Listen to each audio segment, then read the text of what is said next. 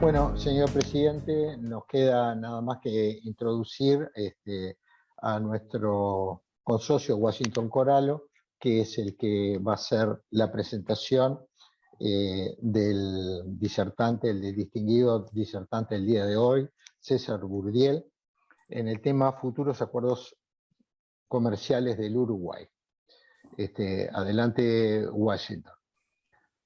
Bien, buenas tardes, espero que me estén oyendo correctamente. Perfecto.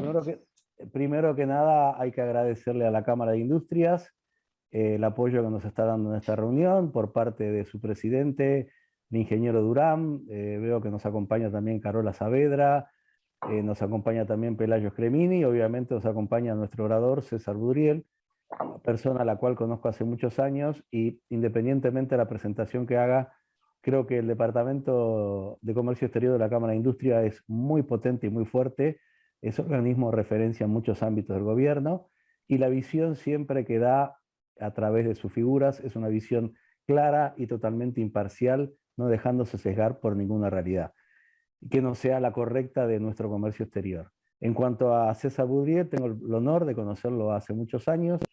En este momento es director por la Cámara de Industria en la División de Comercio Exterior, es una persona que ha dado cursos, es especialista en certificado de origen, es una persona que está muy relacionada en todo lo que es el mundo de los tratados y todo lo que va anexo a los tratados. Sin más, creo que lo que importante no es oírme a mí, sino oír a César, y después en el formato que le dimos, creo que es así, César, vamos a dejar un espacio prudente, unos 15 o 20 minutos, porque sabemos que puede haber algunas inquietudes o preguntas de los que nos asisten, así que muchas gracias, reitero, a la Cámara de Industrias, a sus miembros, y César, la tribuna rotaria es tuya, adelante. Bien, muchas gracias, Washington, buenas tardes para todos, un honor poder participar de este espacio por primera vez, gracias Santiago y demás autoridades del Rotary, y en particular a Washington Coralo, a quien efectivamente hace muchos años que conozco, y me planteó la posibilidad de compartir este rato con ustedes, y con todo gusto accedí.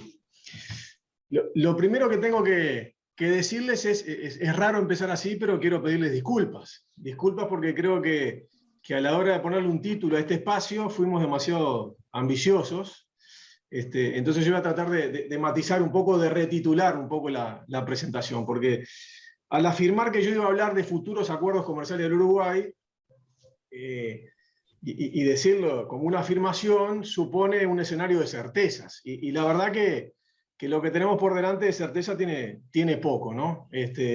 Obviamente sobre la parte final de mi presentación voy a abordar lo que estimamos pueden ser los acuerdos comerciales más próximos, o que esperamos algunos se concreten y otros puedan iniciarse su negociación, pero lo cierto es que lo que impera en este momento es una gran incertidumbre. Entonces, les robo un segundito, voy a compartir pantalla. ¿Se ve bien, Santiago? Perfecto, perfecto. Bien, entonces, como les decía, voy a retitular un poquito este espacio, y lo llamo así: proceso de integración, estado actual del Mercosur y acuerdos comerciales. Breve repaso y puesta a punto, es lo que voy a intentar hacer. Perdón que es la primera vez que comparto un rato con ustedes, no conozco a todos quienes me están escuchando, seguramente para muchos voy a decir cosas que son elementales, pero a la hora de ordenar una exposición me pareció que podía ser bueno iniciar por repasar un poco las características de los procesos de integración y la clasificación que hay al respecto, hacer algún comentario en lo que refiere al estado del Mercosur, proceso de integración del cual formamos parte ya hace más de 30 años, y a ver un poco en qué estamos, qué observación hacemos desde la Cámara, y qué impresiones podemos compartir. Y después sí, sobre el final, abordar básicamente 3 acuerdos comerciales. Uno, el acuerdo de asociación estratégica que el Mercosur desarrolló con la Unión Europea y que estamos a la espera de que se ponga en vigor. Vamos a hacer una serie de comentarios. Otro, un tratado de libre comercio con los países del EFTA, países también europeos que están por fuera de lo que es la Unión Europea. Otro acuerdo que también ya culminamos como parte del Mercosur y que estamos a la espera de su puesta en vigor. Y por último, el tema más trascendente de los últimos años para la historia del país y su inserción internacional, por todo lo que lo que conlleva, y es el posible tratado de libre comercio con China, en una lógica de acuerdo bilateral, ya no Uruguay como miembro del Mercosur, sino Uruguay como país individual, y en un vínculo bilateral con China. Y lo que ya hemos escuchado en prensa, la situación como está, la gran incertidumbre que tenemos al respecto, y de mi parte contarles lo que hasta ahora hemos trabajado desde la Cámara a partir de los anuncios del gobierno y de la posición que el gobierno transmitió claramente. Entonces, un segundito. Bien, ese sería un poco el contenido de la presentación. Como les decía, hablar de los procesos de integración y compartir con ustedes algunas de las características de los 5 tipos de integración que existen. Repasar un poco el Mercosur como principal esquema preferencial de comercio en el que está Uruguay, más allá de las carencias, de las dificultades, de las grandes oportunidades de mejora que el Mercosur tiene como proceso de integración, no deja de ser un fundamental destino de nuestras exportaciones y como tal merece abordarse y comentarse. ¿Cuáles son acuerdos comerciales que tenemos vigentes, sea como miembros del Mercosur, como por la vía bilateral, que son pocos, pero existen? Repasar con ustedes cuáles son las áreas que están en negociación cuando se inicia la negociación de un tratado de libre comercio. Vamos a hacer algún comentario, alguna generalidad de esas materias de negociación. Y por último, como les decía, estos 3 acuerdos, ya deteniéndonos en algún detalle más específico, en particular en toda esa historia de trabajo que en los últimos meses, desde la Cámara de Industrias, hemos emprendido en apoyo a lo que el gobierno está haciendo hoy, desarrollando un estudio de prefactibilidad en conjunto con el gobierno chino. Bien, empezando con el primer punto, estos procesos de integración comercial y económica, ¿cuáles son las principales características que tienen cada uno de estos procesos? Hay una clasificación internacional por distintos autores que llevan a que tenemos 5 modelos de integración. Empezando por el más elemental, la conformación de una zona libre de comercio, un espacio donde 2 o más países se sientan a negociar la eliminación de los aranceles que gravan las importaciones en ambos sentidos, ¿sí? Es eso, es avanzar en el más negocio, el más comercio, abatiendo aranceles, comprometiendo los sustantivos del comercio, siempre, eso es una condición importante. No quiero aburrirlo más de la cuenta, pero todos quienes formamos parte de la Organización Mundial de Comercio, órgano internacional que regula las condiciones y las normas de comercio que deben regir, a las que deben ajustarse todos sus Estados miembros, se sustentan 2 principios fundamentales, 2 criterios fundamentales. El principio de nación más favorecida y el principio de trato nacional. Me detengo en el primero. Cláusula de nación más favorecida. ¿Qué significa? Bueno, todos los 164 países que a la fecha formamos parte de la Organización Mundial de Comercio, decimos, me comprometo a darle al resto de mis países asociados en este club, y permítame la forma de referirme a la OMC como un club, el mismo trato. O sea que si yo impongo un arancel, se lo impongo a todos por igual. A modo de ejemplo, me detengo en los aranceles. Bien, sin embargo, también por criterios asumidos en ese club, puedo apartarme de ese compromiso, de ese criterio de nación más favorecida, abatiendo los aranceles para un país o grupo de países con los cuales me siente a negociar y comprometa en esa negociación lo sustantivo del comercio que me vincula con esa parte, con esa otra parte. Entonces, lo que quiero señalar es que, si bien existe un principio de nación más favorecida en el ámbito de la OMC, puedo apartarme como excepción a ese principio en tanto yo me sienta a negociar algún esquema de integración comercial con otro u otros países, siempre que en ese proceso de negociación comprometa lo sustantivo del comercio. Eso es lo que me permite iniciar una zona libre de comercio abatiendo los aranceles. Que, en resumen, ¿qué significa? Aquel país o aquellos países con los cuales acordé, no voy a aplicar aranceles a la hora de importar sus productos, ni van a aplicar aranceles a mis productos cuando yo se los exporte, y estando eso en excepción al otro compromiso que yo asumí con todo el resto de los otros países que conformamos la OMC. Segundo escalón, unión aduanera. ¿Qué implica la unión aduanera? Bueno, lo que hace una zona de libre comercio en cuanto a la eliminación de aranceles, por supuesto, pero además se agrega la definición de un arancel externo común, de una política comercial común. ¿Qué quiere decir eso? Bueno, que esos países que conformamos una unión aduanera, cuando nos vinculamos con el afuera, con otros países que no son parte de esa unión, bueno, aplicamos un arancel externo común, negociamos acuerdos comerciales de la misma manera como una parte única, etcétera, etcétera. Además, condición propia, característica propia de una unión aduanera, es la negociación de un código aduanero común, un cuerpo normativo de disciplinas y de normas para el manejo aduanero, para la consideración de las operaciones aduaneras, que sea común a todos aquellos quienes formamos parte de esa unión aduanera. Estoy simplemente describiendo características de los procesos. Después, cuando estemos en la parte de Mercosur, me detendré en alguna crítica o comentario respecto a qué somos, si somos una zona de libre comercio, si somos una unión aduanera, etc.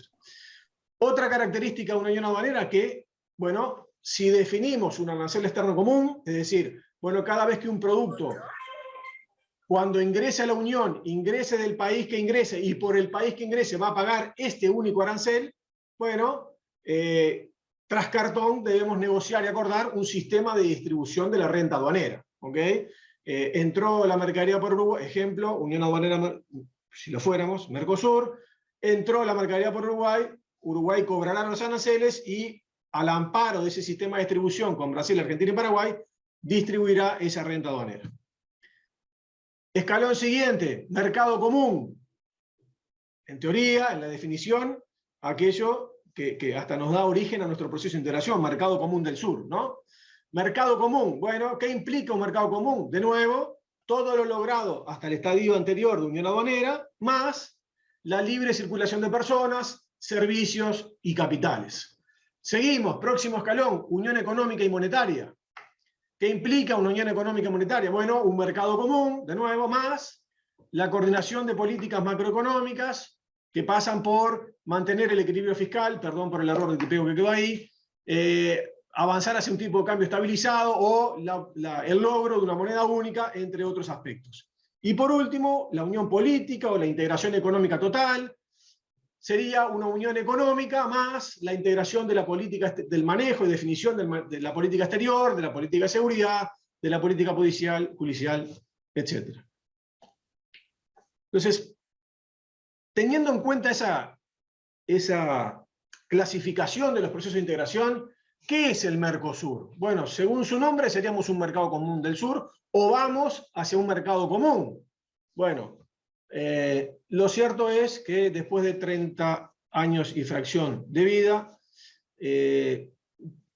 quizás sea muy burda mi simplificación, pero creo que apenas somos una zona de libre comercio imperfecta. Eso es lo que hemos logrado ser a partir o luego de más de 30 años de vinculación comercial, después de más de 30 años de integración. Sí, tenemos una zona de libre comercio, con excepciones. Sí, tenemos algo de unión aduanera. Tenemos muy poco y nada, o mejor dicho, nada, de mercado común. Preguntas para entendernos o para repasar lo que somos. ¿Quiénes somos los estados partes de este proceso? Al día de hoy. ¿Quiénes somos? Seguro que muchos de ustedes lo tendrán claro, otros tantos no, o tendrán dudas. Originalmente, los socios fundacionales, 4. Argentina, Brasil, Paraguay, Uruguay. En un momento de la historia se suma a Venezuela como miembro pleno. Y hoy, formalmente, Venezuela es un estado parte más del Mercosur, pero actualmente también suspendido en sus derechos y en sus obligaciones por incumplimiento de la cláusula democrática. O sea, en definitiva, hoy tenemos un Mercosur con 5 estados parte, 1 suspendido en sus obligaciones y sus derechos, y un 6º, Bolivia, en proceso de adhesión para convertirse en miembro pleno del Mercosur. Les decía, nuestro nombre dice que somos un mercado común, pero ¿qué somos? ¿La zona de libre comercio la hemos logrado? Bueno, sí, si vamos al caso, quizás es lo que más funciona. ¿Por qué? Porque en el comercio recíproco que hacemos entre nosotros 4, los aranceles están desgravados. Pero ojo, que persisten todavía muchas excepciones. muchas excepciones y muchas dificultades. Muchas excepciones a ese arancel cero, muchas excepciones a otro principio básico que conlleva la constitución de una zona de libre comercio, que es la eliminación de todas las restricciones que vayan más allá del arancel, lo que se conocen como restricciones no arancelarias. Aún persisten en el bloque restricciones no arancelarias también. Entonces, sí tenemos mucho de zona de libre comercio, pero con muchas excepciones. Unión aduanera. Habrán escuchado más de una vez, incluso hemos usado todos más de una vez, a la hora de definir el Mercosur, que somos una unión aduanera imperfecta. Y yo me pregunto, ¿realmente existe esa unión aduanera? ¿Qué tan perfecta o imperfecta somos? Yo les decía hace unos segundos, me inclino más por decir que somos una zona de libre comercio imperfecta, con algunas cosas, habiendo incorporado casi que a título nominativo, algunas cosas propias de una unión aduanera. ¿Y a qué me refiero con eso? Y bueno, al arancel externo común y a la política comercial común. ¿Por qué digo esto? Bueno, porque sí es cierto, existe un arancel externo común negociado. Existe un arancel externo común que es sometido permanentemente a revisión, a modificaciones, a actualizaciones por parte de los estados parte del Mercosur en los ámbitos de negociación, de esa negociación viva y permanente en la cual se mantiene el bloque. Existe, pero es nominal. ¿Por qué? Porque existe un sinfín de excepciones, un sinfín, aprobadas por el propio proceso de integración y por efecto de otras normas. Pero lo cierto es que lo que tiene el arancel, o lo que menos tiene el arancel externo, es el factor común, ¿sí? Todos nos diferenciamos. Hay estudios, no tengo presente ahora los números, pero sé que conceptualmente es así. Hay estudios que revelan que el arancel efectivamente aplicado por cada uno de los estados parte del Mercosur está muy lejos de ese arancel externo común nominal pactado y acordado. De mercado común, ¿qué tenemos? Y nada, absolutamente nada, ¿sí? Se supone que debemos llegar a ese estadio, pero estamos muy lejos todavía. Y en materia de inserción internacional, el Mercosur, ¿cómo se ha comportado? ¿Qué nos ha ofrecido? ¿Qué hubo de cierto en aquello de cuando el Uruguay tomó la decisión de formar parte de este proceso de integración regional tan importante, cuando se nos decía, bueno, el Mercosur será la plataforma de acceso al mundo? ¿Qué tanto se concretó esa visión, esa expectativa? Y por definirlo elegantemente, creo que debo decir que fue muy moderado ese proceso de inserción comercial internacional del Mercosur hasta el momento. Vamos a ver en diapositivas, en láminas siguientes, cómo estamos, cuál es ese menú de acuerdo que hemos logrado, y ahí me voy a detener en algunos comentarios adicionales en relación a qué tanto hemos alcanzado esa expectativa de Mercosur, plataforma de acceso al mundo. Acá, de vuelta, con intención de ubicarnos, con intención de compartir con ustedes en qué estamos hoy en el Mercosur y el Uruguay y su comercio. Voy a proyectar 3 o 4 diapositivas con algunas gráficas que me parece que ejemplifican mucho o muy bien el estado de situación actual de nuestro comercio en la región. Ahí vemos la evolución de las exportaciones de Uruguay al Mercosur, con algún ajuste, concretamente sin incluir en estas cifras lo que exportamos desde la zona franca, que es un número importante, pero bueno, para mantener una noción general y no distorsionada por esos grandes emprendimientos de zona franca o grandes corrientes de comercio de zona franca, las excluimos de las estadísticas, de la proyección. Lo mismo con la energía eléctrica, sobre todo que en los últimos años ha tenido un papel importante en lo que son nuestras exportaciones a la región. Por eso, de nuevo, estamos mirando las exportaciones de Uruguay al Mercosur en una serie de 10 años, con esos ajustes en menos. No consideramos las exportaciones de zona franca ni las exportaciones de energía. Y ahí vemos, lo que quiero destacar de acá es esa curva tendiente a la baja en una serie de 10 años, ¿no? Cómo seguimos perdiendo participación de nuestras exportaciones, cómo siguen decreciendo nuestras exportaciones al mercado regional.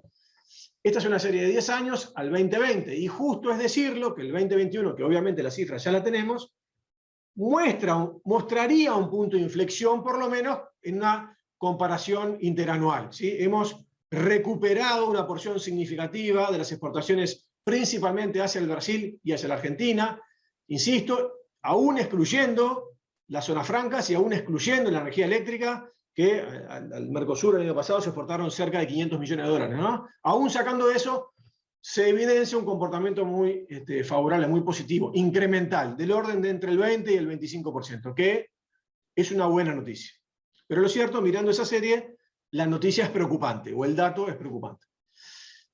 Esta es una evolución de lo que es la balanza comercial. Así como decrecen las ventas de exportación a la región, también hay cierta reducción de las importaciones desde la región. Lo que se sigue incrementando es el déficit de esa balanza comercial del Uruguay respecto a sus socios del Mercosur, que es esa barra en color rosa que está en negativo, ¿no? Hay una tendencia a que ese déficit en la balanza comercial año a año se sigue incrementando. Y esta es otra foto de, bueno, cómo se han comportado las exportaciones del Uruguay hacia el Mercosur y hacia el resto del mundo. Y ahí, bueno, se ve claramente, primero lo que ya dijimos, en la línea punteada roja, cuando decrecen permanentemente y sistemáticamente las exportaciones a la región, y en la otra cara de la moneda, el incremento de las exportaciones de Uruguay al mundo. Estos son números generales, agregados, no hago ninguna desagregación, ni si se trata de bienes primarios o de manufactura de origen industrial o de origen agroindustrial, son las exportaciones in totum y su evolución. No hay ninguna desagregación.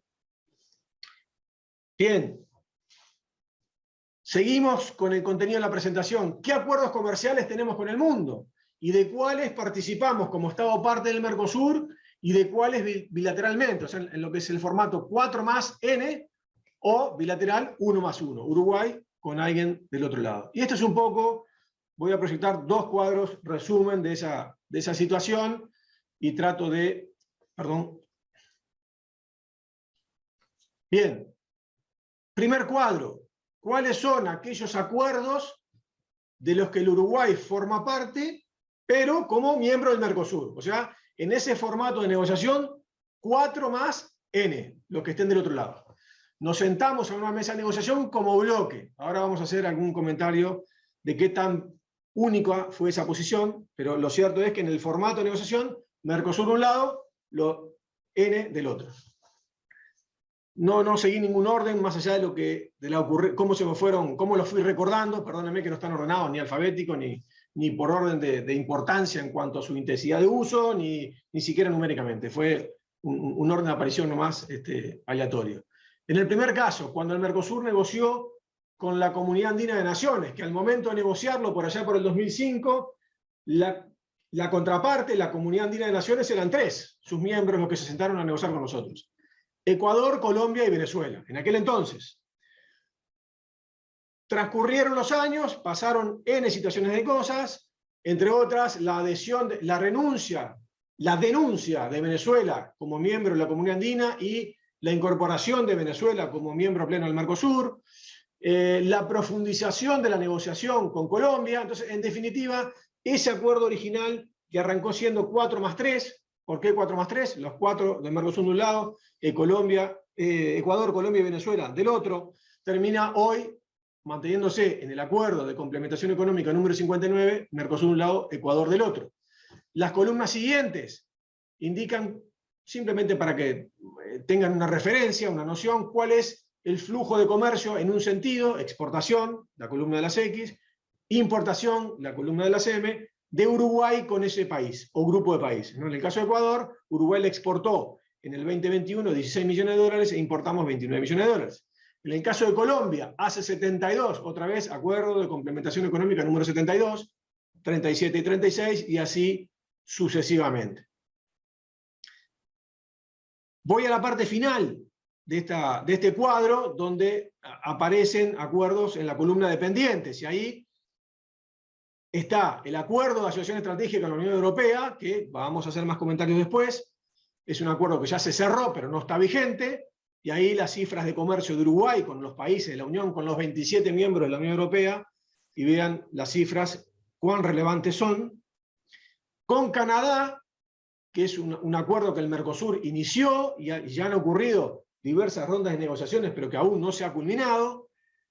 Algo similar con Corea del Sur, Canadá y Corea del Sur, entiendo, según las últimas informaciones que tuvimos oportunidad de conocer, serían los procesos que están más avanzados en su negociación.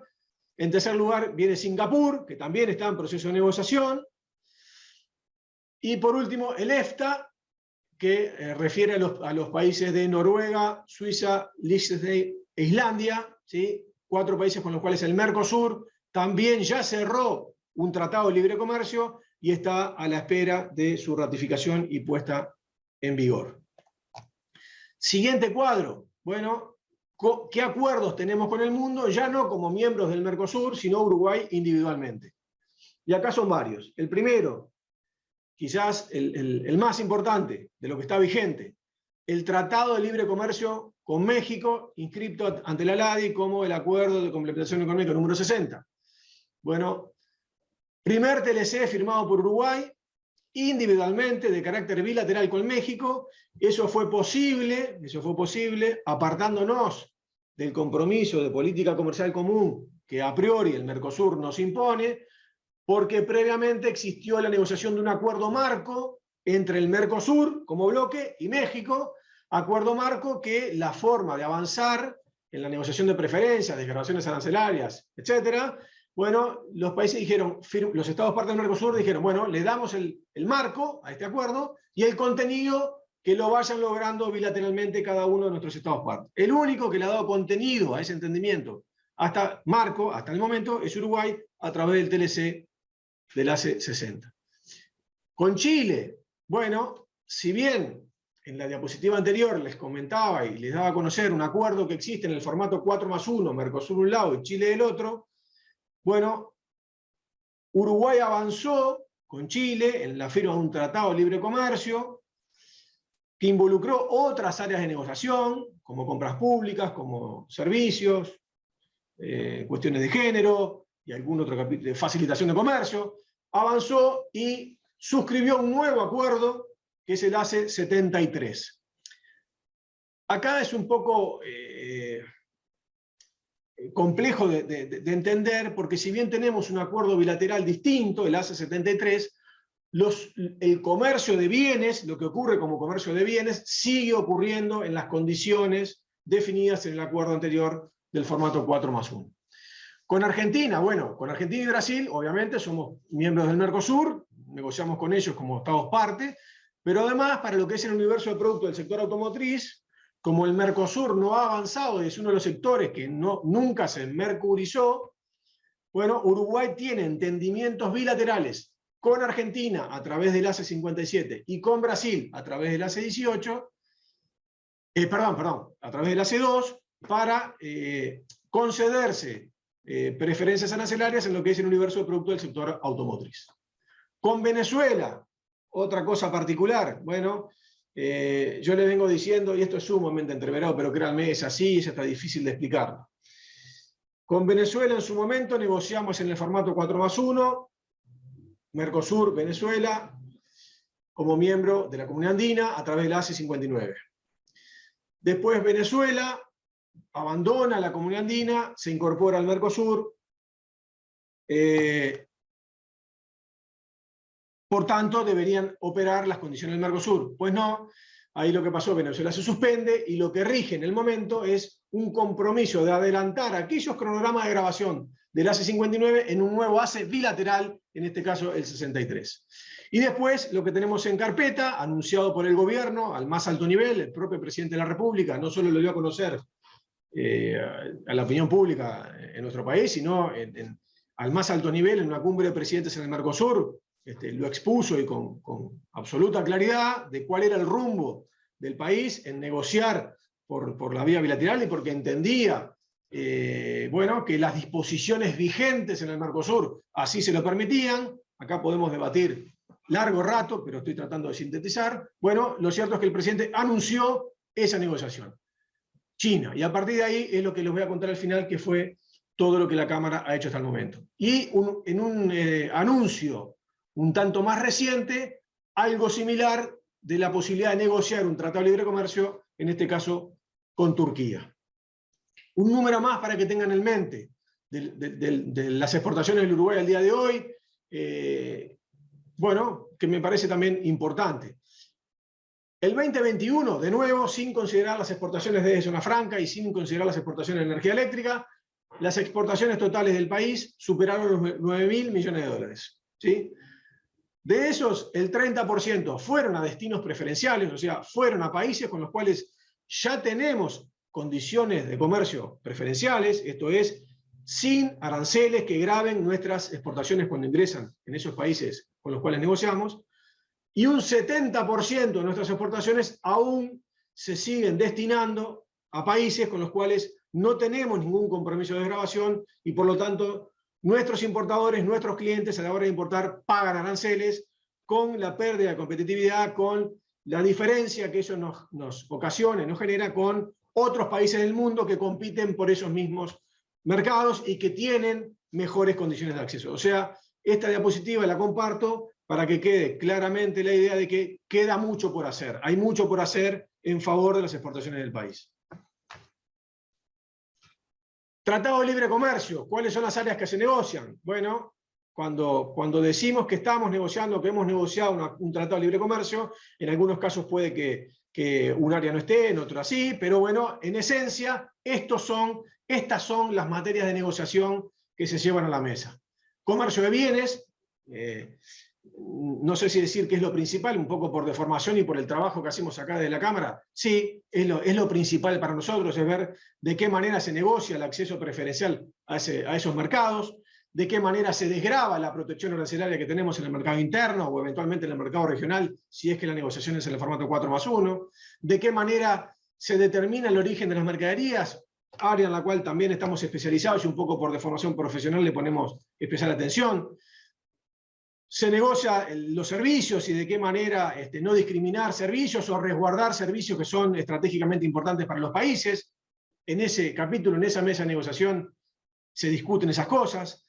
Aspectos que hacen a la facilitación de comercio, a las condiciones para la recepción de la inversión y de vuelta también trabajar en principios de no discriminación de esa inversión que pueda venir o de esa inversión que podamos hacer en los países con los cuales negociamos.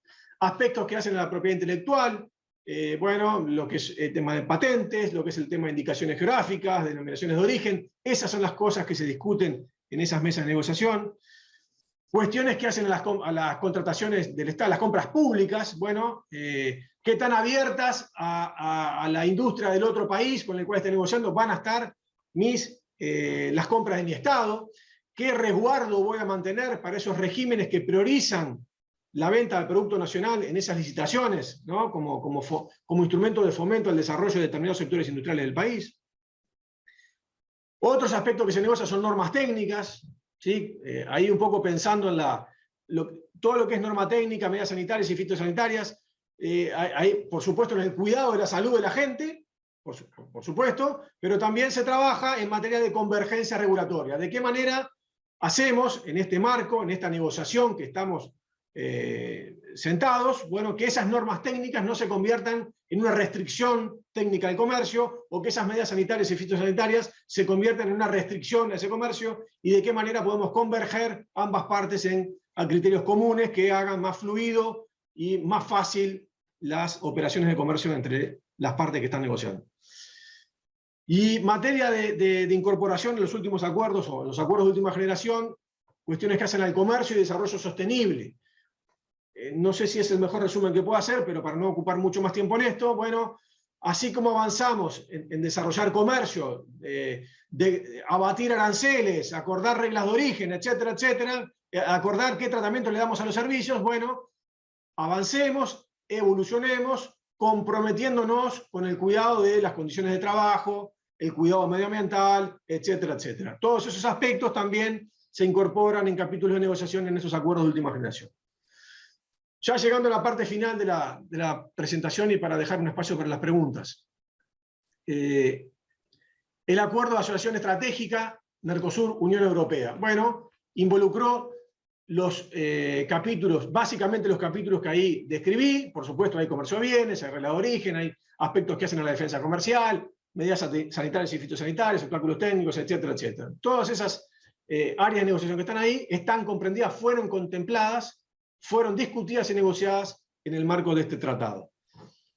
No me voy a detener mucho en esto, acá simplemente el material les va a quedar, lo pueden repasar cuando gusten. Simplemente hice un recorte y pegue de un documento que la Cancillería Nacional realizó en su momento, informando a la opinión pública sobre las particularidades de este acuerdo, su grado de cobertura, el impacto que se esperaba, o se espera que este acuerdo tiene. Acá ven, por ejemplo, un dato importante: la oferta de bienes del Mercosur a la Unión Europea cubrió el 91% del comercio birregional, mientras que la oferta de la Unión Europea el 99,7% del comercio. O sea, fuimos más restrictivos o más cuidadosos en la oferta que el Mercosur llevó a la mesa de negociación en comparación a la que trajo la Unión Europea, al menos en el grado de cobertura. Después es toda una discusión si en aquellos casos que hubieron cupos, fueron cupos suficientes o no, etcétera, etcétera. Y así siguen apareciendo algunos datos más relevantes, que en materia de servicios, qué fue lo que pasó, en materia de compras públicas, qué fue lo que pasó, en comercio y desarrollo sostenible, qué es lo que está arriba de la mesa, y así sucesivamente. ¿Qué falta para la entrada en vigor de este acuerdo? Bueno, a ver, lo que tenemos hoy es que el acuerdo se concluyó. ¿Qué es lo que se concluyó? La negociación. Los equipos negociadores de una y otra parte sentados a una mesa de negociación y repasando todos los capítulos que tuvieron bajo discusión y negociación, entendieron que llegaron a un acuerdo. Las ofertas fueron suficientes en un sentido y en el otro, ¿sí? Las demandas fueron atendidas satisfactoriamente en un sentido y en el otro, a juicio de quienes negociaron los acuerdos. O sea que para los negociadores el acuerdo culminó. Ese es el hito que ocurrió en junio del 2019. ¿Qué resta a partir de ahí? Mucha cosa. Ya vamos casi 3 años y no hay mucha información que haga pensar de que esto va a entrar en vigor prontamente, sino todo lo contrario, ¿sí? Sino todo lo contrario.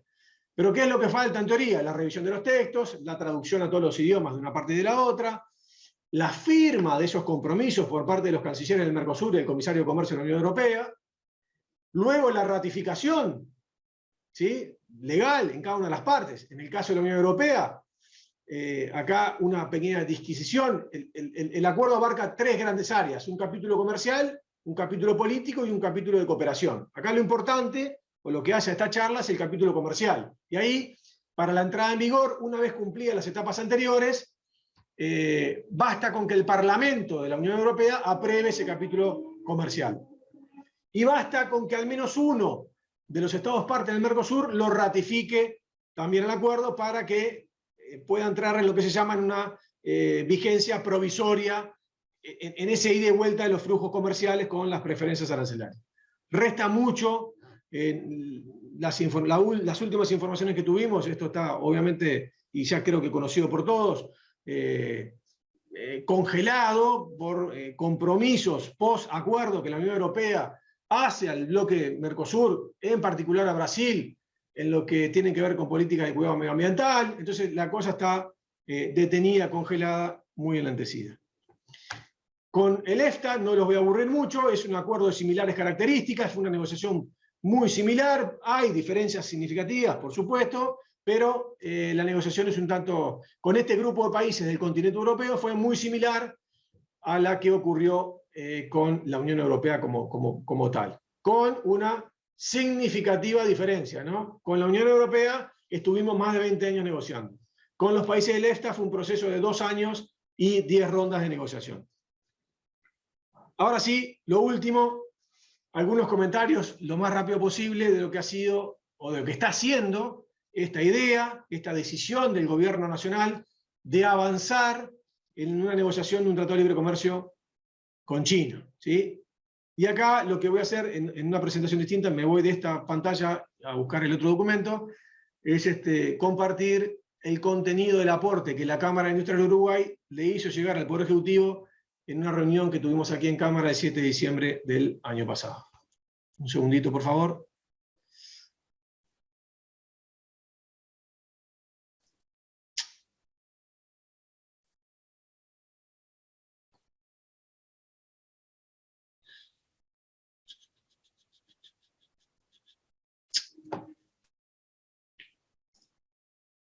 Disculpen.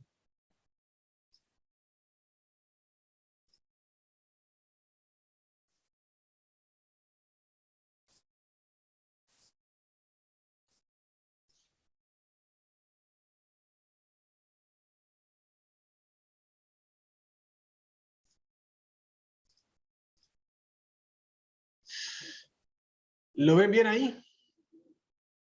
Sí, señor. Bien, muy rápidamente. Insisto, el material les va a quedar, o sea que lo pueden leer tranquilamente después. El aporte que hicimos de cámara tuvo más aspectos, pero esencialmente tuvo 3 componentes. Un trabajo que se hizo a nivel sectorial, de las más de 40 gremiales sectoriales que integran la Cámara de Industrias, en una suerte de focus group que hicimos con esas gremiales durante jornadas enteras de trabajo, tratando de analizar cuáles podrían ser los impactos de un tratado de estas características. Para hacer ese ejercicio, contratamos al economista Andrés Reboledo, quien fuera el jefe negociador por el gobierno de Chile, del TLC que Chile tiene con China y con otros países del mundo. Nos pareció que era un actor relevante, una experiencia acumulada muy rica, que además es un amigo del país porque durante un periodo breve, pero fue embajador de Chile en Uruguay. O sea que quisimos sumarlo a este trabajo, quisimos que guiara la discusión que nos planteamos hacer con las gremiales sectoriales. El segundo capítulo, el segundo componente, fue una encuesta que hicimos a nivel ya no de gremiales de la Cámara, sino a nivel de los socios, del socio individual que forman parte de la Cámara, y ahí en una suerte de asociación estratégica que hicimos con equipos consultores, desarrollamos una encuesta y procesamos una encuesta con nuestros socios. Y por último, el tercer capítulo de este trabajo fue los estudios técnicos que acostumbramos a hacer desde nuestra Dirección de Estudios Económicos y del área de comercio exterior, cruzando informaciones estadísticas y haciendo relevamientos y concluyendo determinados aspectos técnicos que hacen a un proceso de negociación como este. Y en función de esos 3 elementos se elevaron alertas o oportunidades que identificamos de la evaluación. Allí resumo el primero de los componentes. El documento contiene el repaso de antecedentes de negociación de Chile con otros países de la región con China. Concretamente analizamos o conocimos el impacto de 3 ejercicios de negociación y de 3 acuerdos en vigor. El de China con Chile, con República Dominicana y con, ay, se me está escapando el otro, con Perú, si no recuerdo mal. Bien. Ahí resumo un poco cuál fue la metodología de Focus Group que les comentaba recién que llevamos adelante. A los efectos de desarrollar esa dinámica hicimos esta segregación, por decirlo de alguna forma, cómo trabajamos con las gremiales, cómo nos ordenamos, cómo llevamos adelante una discusión ordenada de este tema que queremos. Bueno, y ahí hicimos una suerte de clasificación que creo que fuimos bien asertivos en lo que resultó. Ahí clasificamos según lo que estimábamos que iba a ser aquel grupo de gremiales en los cuales íbamos a encontrar una preocupación defensiva, ¿no? Mayores inquietudes, iban a estar más reacios a avanzar en la negociación de un acuerdo con China. En sentido contrario, ¿qué sectores podían tener mayor expectativa, una ofensiva, ya no defensiva, sino ofensiva, ¿no? Y un grupo de gremiales que quedaban en el medio, ahí están con distintos iconos, están graficados cuáles eran cada uno de esos sectores. Así ordenamos la discusión. Concluimos después de esta discusión que la estructura y el alcance del acuerdo tenía que ser total, tenía que ser un tratado de libre comercio al estilo de última generación, tratando de involucrar todas las áreas de negociación que un acuerdo de última generación contiene. O sea que fuimos para adelante en ese sentido, con los cuidados que hay que tener, pero fuimos para adelante en promover un acuerdo integral. Allí hicimos una serie de comentarios, también conclusiones que surgieron de la discusión respecto a cuál era la visión de la SIU hacia los contenidos del tratado, cuáles fueron las sensibilidades que identificamos, cuáles fueron las oportunidades que identificamos, ¿sí? Cuáles eran los instrumentos de política pública que debían promoverse para potenciar tanto la atención de esas sensibilidades como el desarrollo de esas oportunidades de comercio que se iban identificando, y así los listamos. Hay una diapositiva ahí con una serie de conclusiones. La encuesta socios, la voy a pasar muy rápidamente. Hicimos preguntas como qué tipo de operación comercial realiza con China, y ahí veíamos si habían importaciones, exportaciones, o las dos. Cómo visualizaba el impacto de un posible TLC con China. Y acá el dato relevante fue que un 42% nos respondió que veían estimaban que ese impacto iba a ser muy positivo o positivo, que fue un dato revelador, en una muestra que fue, desde el punto de vista estadístico, muy representativa de nuestro padrón social. Fue una opinión favorable hacia el avance de un tratado de libre comercio de estas características, en contraposición a un 27% que estimaba que podía resultar negativo o muy negativo. Esa fue una información muy importante. Acá también graficamos cuáles fueron las principales dificultades que presenta el actual intercambio comercial con China, preguntas adicionales vinculadas a las compras públicas, etc. Y después, el último y tercer componente de ese trabajo que llevamos adelante pasaba por el estudio técnico que les decía que hicimos entre las áreas de estudios económicos y de comercio exterior, en lo que nos proponíamos identificar cuáles eran las oportunidades, cuáles eran las ganancias para aquellos sectores que ya exportaban a China y cuáles eran las oportunidades de potenciar o de generar nuevas corrientes de comercio. Y en contraposición, cuáles eran las amenazas que ese acuerdo podía presentar.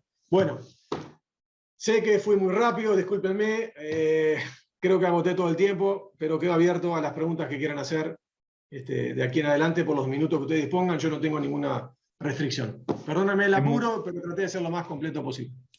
Es muy buena, César, la presentación, y ni que hablar que siempre nos van a quedar preguntas o nos va a faltar tiempo para hablar de estas cosas. El panorama que nos has brindado es por demás enriquecedor, actualizador, si existe la palabra, bueno, sirve de actualización también de en qué se está. Vamos a aprovechar para el sistema de las preguntas. Bueno, Gustavo ya se usó ahí, levantando la mano, y bueno, tenemos un panel más que experto para responder y que hablar. Sí. Gustavo, ¿estás por ahí? Buenos días, buenas tardes para todos. Mi nombre es Gustavo Papucci, soy miembro del Club Rotario Uruguay D 4980. Como siempre, junto con el agradecimiento al presidente Santiago, que tiene esa deferencia siempre de invitarnos a las múltiples instancias de este tipo, y en su persona, obviamente, a todos los integrantes del Club Montevideo. En particular, también un saludo especial quiero para aquellas personas que he visto, que conozco más allá de Rotary, como son los generales Wins y Rosales, que estaban presentes, y al ingeniero Durán, que es un gusto. Al disertante, estimado, la verdad que el agradecimiento por sus palabras, en realidad por la claridad, la precisión y lo nutrido de todo. Creo que seguimos de acá muy enriquecidos, y las felicitaciones pertinentes. Tengo en realidad dos preguntas, que ustedes sepan disculpar un poco, que alguna quizás salga un poco del eje central de lo presentado, pero tiene vinculaciones, seguramente la van a encontrar. La primera pregunta es, desde su opinión, estimado, yo no la de la Cámara, ¿no? Siempre y cuando pueda divulgarlo. ¿Cuál es la mayor virtud y cuál es tal vez la mayor también vulnerabilidad para el Mercosur en este momento? Y sobre todo en cuanto a la vulnerabilidad, la urgencia que pueda haber y que sea factible en cuanto a los intereses del Uruguay. Eso sería la primera pregunta, si me permite. Perdón, Gustavo, que no sé si le comprendí bien la pregunta. ¿Cuál puede ser la vulnerabilidad para el Mercosur o para Uruguay de avanzar en un esquema con China, por ejemplo? Para los intereses del Uruguay, siempre que sea factible, obviamente, ¿no? Porque hay una negociación, tiene que haber para que algo se lleve adelante y se concrete. ¿Cuál es quizás la mayor vulnerabilidad que exige una urgencia para tratar de superarlo en cuanto a los intereses del Uruguay? ¿Y cuál es la mayor virtud hoy por hoy? Bueno, discúlpeme que no sé si le comprendí bien la pregunta, pero voy a tratar de responder en base a la interpretación que estoy haciendo. Según la entendí, usted quiere saber cuál sería la principal virtud que le demos al proceso de integración del Mercosur hoy. y cuál el principal desafío. No sé si es por ahí, ¿le entendí bien la pregunta? Sí, perfecto. Bueno, bueno, a ver, trataré de ordenar una respuesta. Para nosotros, la opción de abandonar el Mercosur no es una opción viable. No es realista. Más allá de que tenemos una opinión personal, y acá capaz que no debería hablar en términos personales porque represento una institución, pero bueno, lo tengo que hacer. Soy crítico con el proceso de integración regional, muy crítico. Creo que no se han satisfecho para nada las expectativas iniciales. Eso no quiere decir que no sea el Mercosur un esquema preferencial de comercio, como dije en algún momento, muy importante para el país. Lo es, lo sigue siendo, y para lo que son bienes industriales de la industria manufacturera pura y dura, destino principal de esas exportaciones. Por tanto, es una utopía prescindir de el Mercosur como destino de esas exportaciones. En combinación con eso, y a la luz del anuncio presidencial de esa decisión tomada de avanzar bilateralmente en un tratado de libre comercio con China, realmente eso nos sorprendió al punto tal que también está levantado como una inquietud, como una preocupación, como una posible amenaza, las represalias que podrían ocurrir en el Mercosur si Uruguay efectivamente concreta esa negociación bilateral. Y ojo que no quiero entrar en la discusión de si estamos habilitados o no, porque yo no soy abogado y hay opiniones muy fundadas en cuanto, incluso nada más y nada menos que el propio presidente de la República lo transmitió y lo dijo, que a juicio del Poder Ejecutivo Nacional, la normativa vigente actual en el Mercosur le permite a Uruguay ir a buscar esos acuerdos bilaterales, y ese es el rumbo, y hacia ahí vamos. Pero bueno, quienes estamos trabajando con temas que hacen al Mercosur desde sus inicios, y bueno, nos queda algo ahí en el interior de preocupación de lo que pueda pasar y de las consecuencias que algo así podría tener para con el normal desarrollo de los flujos de comercio en el Mercosur. No sé si le di respuesta a su pregunta, si la comprendí bien. No sé, me acompaña Washington Durán, que tiene una vasta experiencia en estos temas y bueno... en todo caso, trabajamos en esto, por si quiere aportar algo, le pido auxilio para que me complemente. Ni que hablar. Mientras van ahí complementando, hay un par de preguntas en el chat, y para aprovechar el tiempo, que creo que las podemos aglutinar y son referidas al TLC con China. Una nos llega del amigo Juan Martínez, que aparte desde la Confederación de Cámaras Empresariales estos temas les interesan y bastante. Y dice, bueno, pensando en un TLC con China y más allá de los aspectos económicos, ¿cómo entiende que inciden los aspectos políticos, ambientales y éticos en nuestras relaciones con otros países? Y mientras va elaborando la respuesta referido a ese tema, ¿sí? Ramón Requesens, el ingeniero, dice, bueno, los plazos para el TLC con China, para seguir el mismo tema, están aparentemente demorados con respecto al cronograma fijado en principio. ¿Y a qué se debería? No sé si podemos ahí de repente combinar esas respuestas. Bien, creo que como examen este es uno de los exámenes más difíciles que he tenido en mi vida. Pero bueno, trataré de salir. Con eso cerramos, y las demás preguntas se las hacemos llegar en todo caso en honor al tiempo. Trataré de salir jugando. A ver, empiezo por la última, capaz que es la más fácil. Por lo menos la más fácil de responder. ¿A qué se debe la demora? ¿A qué se debe que se haya incumplido aquel plazo original que nos dieron? Que al 31 de diciembre tenía que estar culminado el estudio de factibilidad. ¿A qué se debe eso? Oficial y formalmente no lo sabemos, porque no hemos tenido más comunicaciones por parte de Cancillería, creo que sería quien debería informar, a la Cámara de Industrias, y máxime a partir del aporte que en su momento elevamos, que para nosotros fue un esfuerzo muy significativo, no tenemos más información. Más allá que lo que ha trascendido en la prensa, y que seguramente todos conocen, ¿no? Ese desvío de atención del gobierno chino hacia el conflicto con Ucrania y la posible invasión, ¿no? Ese posible conflicto bélico que habría derivado la atención de China para ahí. Lo digo como dato de la realidad, no estoy juzgando ni criticando, pero sí nos llamó un poco la atención la certeza de esa versión cuando en paralelo Ecuador está avanzando con China en la misma línea que veníamos avanzando nosotros. O sea, ahí no ha habido una interrupción, sino todo lo contrario, un avance. Y bueno, entonces, en concreto, dando respuesta concreta, no sabemos a qué se debe esa demora.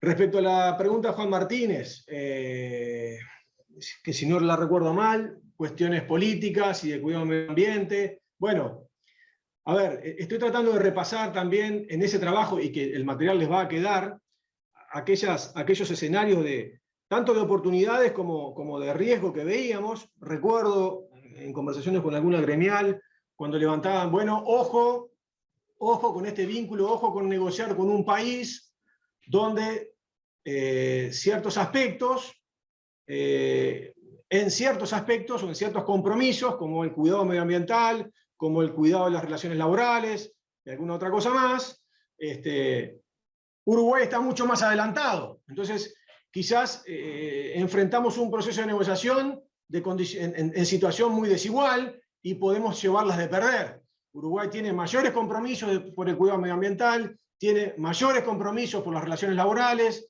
por el cuidado de las relaciones laborales y las condiciones de trabajo, que eventualmente se pueden ver afectadas al negociar con un país como China. En cuanto a lo político, a ver, no sé, creo que ahí entraría. Yo creo que es buena cosa que Uruguay pudiera avanzar con un jugador como China en un entendimiento de estas características. Creo que sería muy importante, políticamente nos posicionaría muy bien, para con el resto del mundo quedamos en una posición diferente, ¿no? Más allá de todas a ver, insisto, más allá de los riesgos, un acuerdo así presenta muchas oportunidades. Presenta grandes oportunidades de inversión, grandes oportunidades de poder pararnos frente al resto del mundo a negociar de una manera diferente. Entonces, yo creo que ahí tenemos una oportunidad de políticamente o de estratégicamente ganar y pararnos en una mejor posición. Tenemos el riesgo político de cómo quedará el vínculo con nuestro socio del Mercosur, y eso no se puede desconocer, y eso también es parte y está escrito como una de las amenazas que le vemos a un proceso de negociación así.